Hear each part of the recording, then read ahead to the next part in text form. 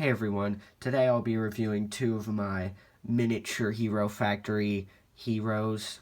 I've just been in my free time making miniature heroes because it's kind of fun and easy compared to most of the MOCs that I usually build.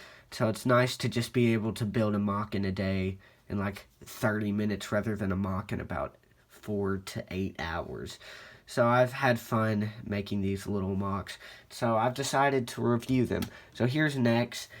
These aren't really supposed to be based on their sets. They have some elements that are similar, like he has his shield from 2.0, but as you can see, they're kind of apocalyptic. He's got his missing silver hand and just some missing armor, and he has some tan armor plating. So they're just slightly apocalyptic, which I think is pretty cool. I like this arm. I think it looks pretty good. He's got his buzzsaw and then like an underarm rifle, and then another gun on top of this gun. So he's kind of got a decked out arm. He's got a shield, and then he's got this gun, which I'll show you later on in the video. And these MOCs are pretty simple. They've just kind of got a gun and maybe something special on their arm. So it really only takes me about 15 to 20 minutes, maybe 30 minutes at the most, just to assemble these MOCs. Really, the thing that takes the longest is the gun. I'll spend 15 minutes on the gun just seeing what looks the best. And I've been trying to find good joints. I have so many Hero Factory joints that are so loose. So also the majority of the time is spent just checking to see if I can even find any good joints. All of these heads on these miniature heroes that I've been using are from 4.0. And so I guess you could say these are kind of like the 4.0 sets downgraded. But not really, because they don't share any similar things besides their head.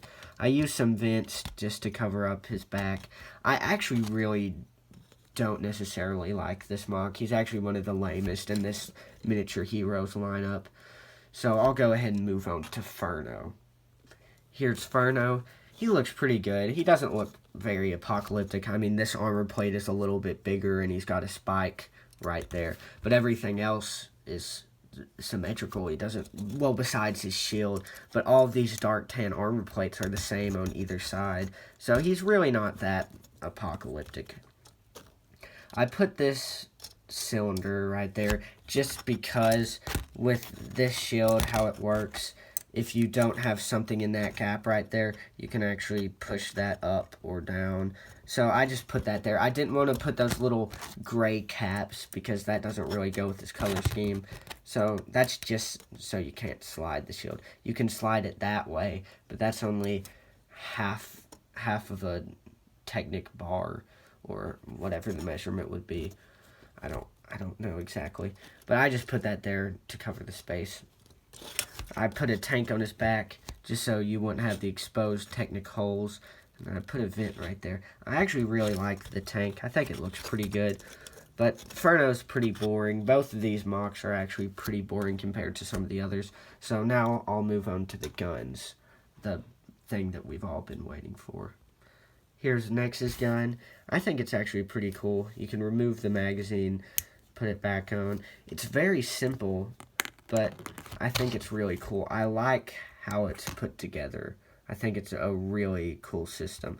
I just got this Lego classic, I think, blaster piece, and it actually has little slots that you can put an axle into. I couldn't think of the word. And so that fits together nicely. Then you put on the stock. The magazine fits right there in the barrel. So it's a nice little gun. I like all of these little ridges, the grips along those barrels. Those barrel pieces are pretty rare, but they're really cool. I like to use them for gun barrels and stuff. I think they look really cool, and I think they look good as gun barrels. Here's Furno's shotgun. It's a 7-barrel shotgun. This might not be the most practical weapon. I imagine the load would be horrible. It would take forever to load each barrel. This is where the extra ammo is stored just on the side. You can take a shotgun shell out. I imagine it would probably load from the back on each one of these. I don't know how it would work. Maybe there's a tube in the back that automatically feeds it.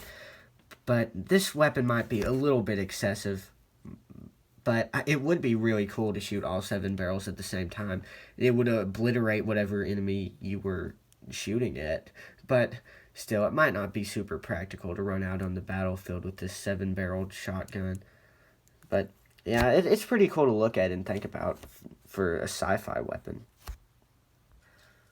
Well, that's really all I have to say about these 2 MOCs.